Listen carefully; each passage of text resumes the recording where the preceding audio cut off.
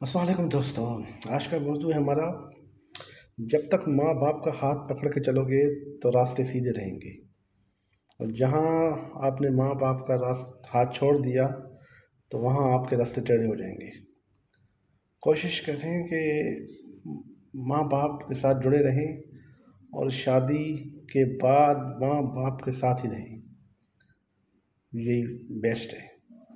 आजकल ये है कि बस शादी होते ही बस माँ बाप को छोड़ के लोग अलग रहते हैं।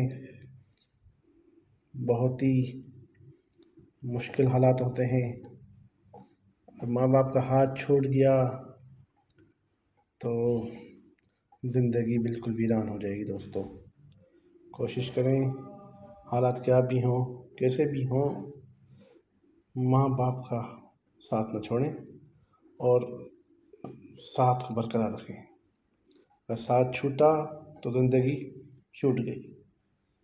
यही, माँ बाप एक बार मिलते हैं, बार बार नहीं मिलते।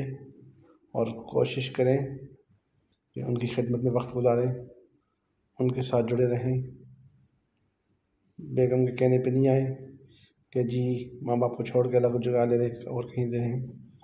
ये कामयाबी नहीं है। माँ बाप साथ रहेंगे, इंशाअल्लाह ज़िंदगी बिल्कुल ही चेंज हो जाएगी। माँ बाप की दुआएं आपके साथ रहेंगी तो मुश्किलात दूर हो जाएंगी। दोस्तों, हमारी कोशिश तो यही भाई है कि क्या भी हो जाए माँ बाप को नहीं छोड़ना। बस माँ बाप के साए के नीचे ही रहना है, उनकी दुआओं के नीचे ही रहना है।